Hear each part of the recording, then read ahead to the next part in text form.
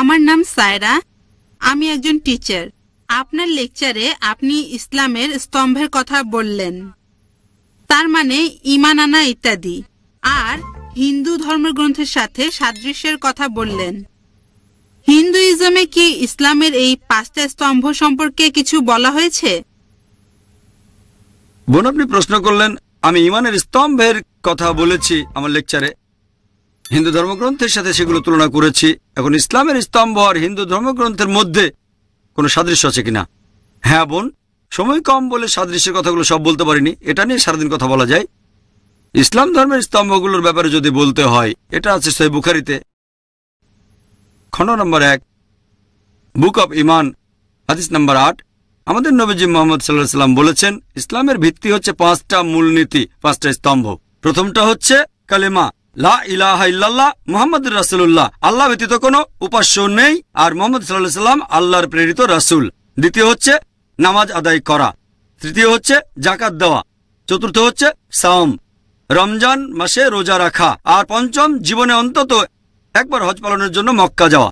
এই হলো ইসলামের 5টা স্তম্ভ। প্রথমটা হচ্ছে এক আল্লাহ এবং তার রাসূল মুহাম্মদ সাল্লাল্লাহু আলাইহি ওয়াসাল্লামকে বিশ্বাস করা, এ সম্পর্কে আগে বলেছি।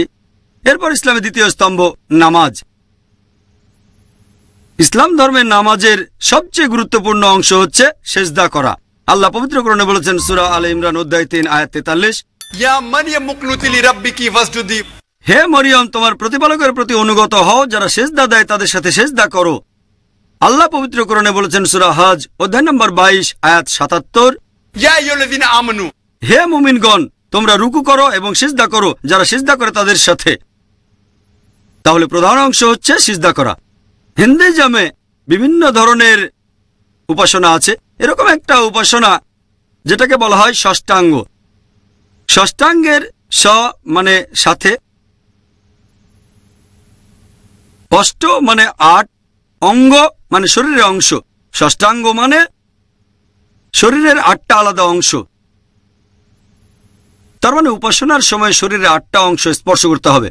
যদি ভালো করে দেখেন, হিন্দুদের এই ষষ্ঠাঙ্গের সেরা উপায়টা, সেটা আমাদের নামাজের সিজদার মতোই। শরীরের 8টা অংশ স্পর্শ করি, প্রথমে কপাল, তারপর নাক, তারপর 2 হাত, 2 হাঁটু আর 2টো পা।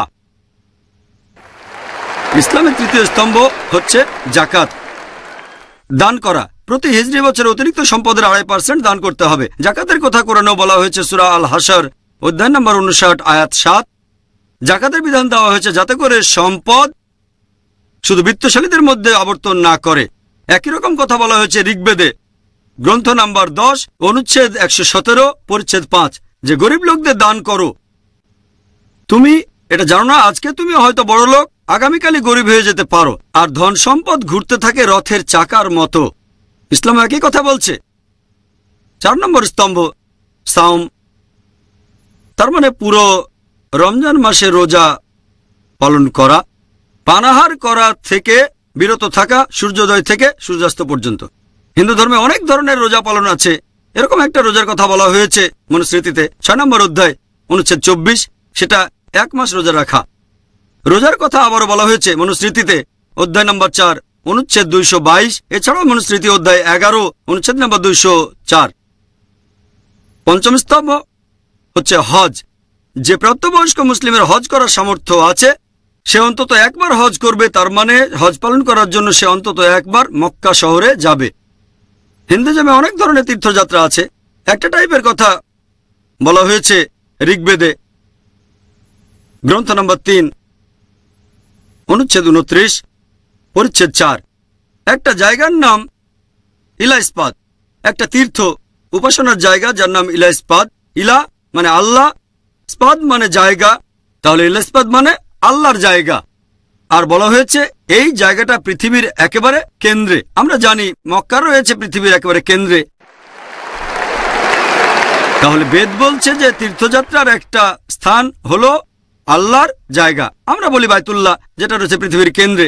এরপর আরো দেখবেন ঋগ্বেদে গ্রন্থ নম্বর 3 অনুচ্ছেদ 29 পরিচ্ছেদ 11 নারসাংসার কথা বলা হয়েছে, মানে নবীজি মুহাম্মদ সাল্লাল্লাহু আলাইহি সাল্লাম। এই তীর্থযাত্রার জায়গাটা মক্কা ছাড়া আর কিছুই না।